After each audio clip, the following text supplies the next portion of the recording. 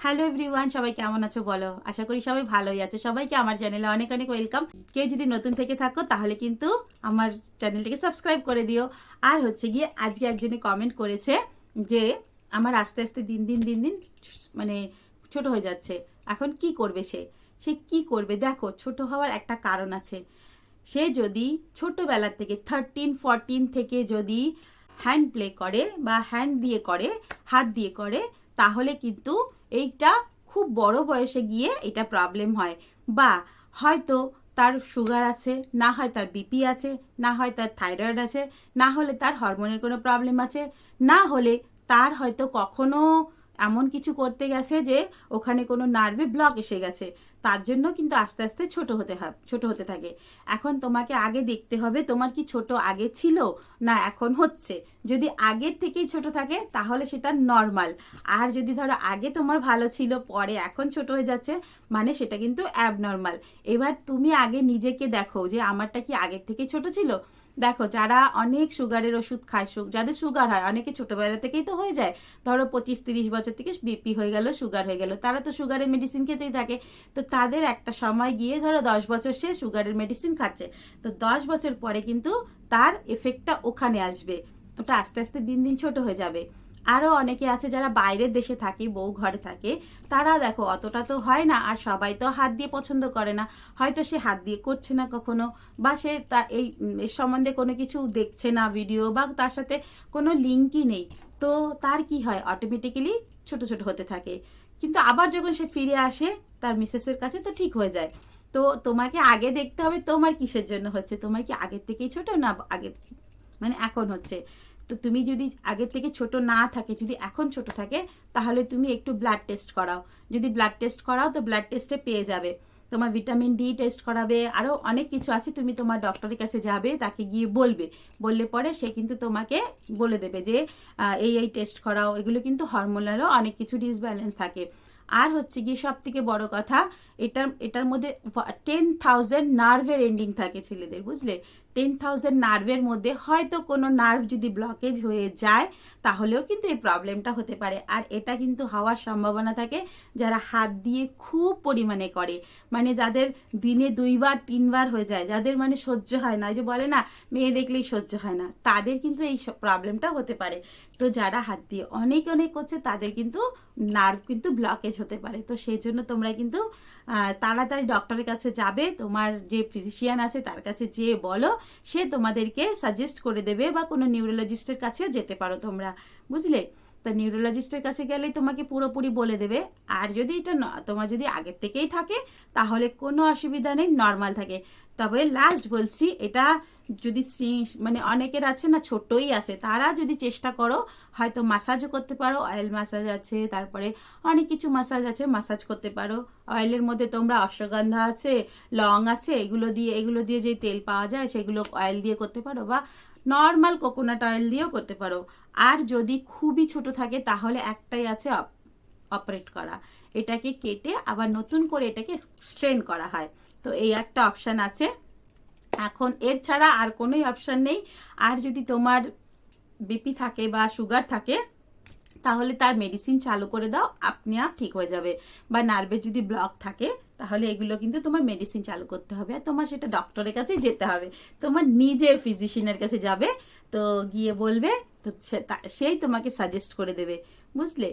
তো তবে যারা যারা খুব পরিমাণে হাতের করছো, ইস্তেমাল করছো, তাদের বলছি হাতের ইস্তেমাল করা একটু কম করো। দেখো, 25-এর পর থেকে যদি তোমরা দিনে একবার করো বা সপ্তাহে 2-3 বার করো, তাহলে কিন্তু কোনো প্রবলেম হয় না। আর এটাতে প্রবলেম কেন হয় বলো? হাতে যখন নিজেরা করা হয় তখন একটা ভেতরে ভয় থাকে, কেউ চলে আসলো না তো, কেউ চলে আসলো না তো, বা হাতের মোশনটা অনেক বেশি থাকে। দেখো, এটা কিন্তু বানানোই হয়েছে সেরকম ভাবে, কি সিন্ড্রেলাকে এরকম ভাবেই মানে প্রেজেন্ট করা হয়েছে কি ওর মধ্যে যদি প্রিন্সেস যায় তো কোনো প্রবলেম হবে না। বাট যদি তুমি হাতে করছো, মানে তুমি ওইটাকে চেঞ্জ করে দিচ্ছ। তো হাতের মোশন আলাদা থাকে, হাতের যে মানে এটা থাকে, কি বলে, হাতের যে কি বলে, এটাকে কি বলবো বুঝতে পারছি না, বাট বাংলাটা বুঝতে পারছি না, আমি হিন্দিতে বলতে পারি ওটা। তো হাতের যেটা থাকে সেটা যদি তোমাদের বলে না আউট অফ কন্ট্রোল হয়ে যায়, তাহলে কিন্তু কোনো না কোনো নার্ভে লেগে যায়।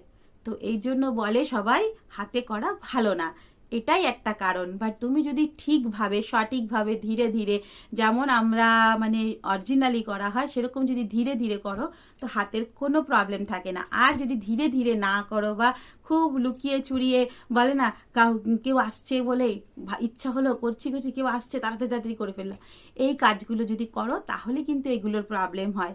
হ্যাঁ, যদি হাত দিয়ে করা হয় এটা কিন্তু কোনো খারাপ না, এটা নিজেকে নিজে প্লেজার দেওয়া হচ্ছে, নিজেকে নিজে সন্তুষ্ট করা হচ্ছে। আমি কারো কাছে গেলাম না, কাউকে ডিস্টার্ব করলাম না, নিজেকে সন্তুষ্ট করছি। এটাতে কিন্তু আমাদের মাইন্ড ফ্রেশ থাকে, আমাদের টেনশন চলে যায়, আমাদের কিন্তু অনেক ভালো ফিল হয়। ধরো অনেক টেনশনে আছো, হট করে একটা ভিডিও দেখলে হাত করলে কোনো অসুবিধা নেই, বা কোনো কিছু থিঙ্ক করলে কোনো অসুবিধা নেই। এটাতে কিন্তু দেখবে অনেক সময় যাদের ঘুমের সমস্যা থাকে তারা কিন্তু হাত দিয়ে করে ঘুমিয়ে পড়ে। তো হাত দিয়ে কোনো অসুবিধা নেই, বাট অসুবিধাটা হচ্ছে গিয়ে তোমাদের মোশনের, তোমাদের টাইমের। তোমরা কি করো, ওইটা কি হয়, একটা জিনিস কন্টিনিউয়াস করতে সেটা অভ্যাস হয়ে যায়। এবার তুমি যদি একটা জিনিস কন্টিনিউয়াস তুমি 30 মিনিট করছো, 30 মিনিট না, ধরো তুমি 10 মিনিট করছো, 10 মিনিটের পরে সেটাকে কন্টিনিউয়াস 10 দিন করলে, তারপরে ওটা আস্তে আস্তে কমতে থাকে, ধরো 8 মিনিট, 5 মিনিট, 3 মিনিট, তারপরে চলে আসলো 1 মিনিটে। এবার যখন তোমার 1 মিনিটে, তখন ওটা ওর হ্যাবিট হয়ে গেছে 1 মিনিটেই হয়ে যাওয়া। এই কারণের জন্যই বলে করতে নেই, তো হ্যাবিটটা বানাতে নেই, ওটাকে আবার চেঞ্জ করা যায়, তোমরা আবার সেটাকে বেশি করতে পারো। সেগুলো পরে কোনো ভিডিওতে বলে দেবো, আজকের ভিডিওটা অনেক বড় হয়ে যাবে। তো এই সব কারণের জন্য কিন্তু দিন দিন ছোট হতে থাকে।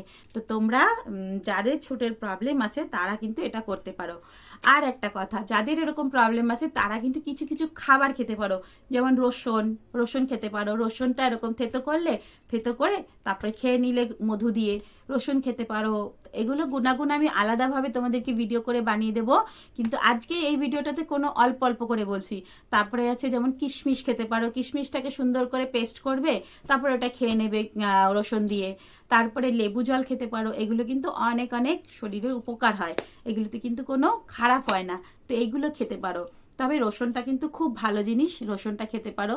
রসুন দিয়ে মধু দিয়ে খাবে, রসুন আর মধু খেলে কিন্তু অনেক ভালো থাকে, বুঝতে পেরেছো? তাহলে কিন্তু এই অনেকের যে মানে অনেক প্রি এজাকুলেট হয়, বা যাদের একদম মানে আগেই হয়ে যাচ্ছে, যাদের লাস্ট অবধি যাচ্ছে না, বা যাদের প্রবলেম হচ্ছে, তারা কিন্তু এই রসুনটা খেতে পারো। রসুন খেলে অনেক ভালো হয়, আর এটা কিন্তু বড়ও করে, বুঝলা? রসুন খেয়েও, রসুনটা শরীরের পক্ষে অনেক ভালো। ছেলেদের বলছি বেশিরভাগ করে রসুনটা খাও। আবার যাদের এই যে বিপি সমস্যা আছে, সুগারের সমস্যা আছে, বা অনেক সময় হয় না বলে না রসুন, দেখো আমাদের বাঙালিদের মধ্যে আছে বলে রসুন বেশি খেতে নেই, রসুন খেলে নাকি শরীর কড়া হয়ে যায়।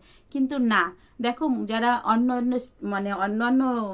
রিলিজিয়ানের আছে তারা কিন্তু প্রচণ্ড পরিমাণে রসুন খায়, তাদের কিন্তু কোনো প্রবলেম হয় না এইসবের। এগুলো হয় যারা রসুন কম খায় তাদেরই হয়। তো রসুনটা খাবে, আর কিন্তু কাঁচা রসুন খাবে, ভাজা রসুন না বা তরকারি রসুন না, ওকে? তো কাঁচা রসুন থেতো করে মধু দিয়ে রোজ সকালে একবার করে খাবে, দেখবে খুব ভালো হবে।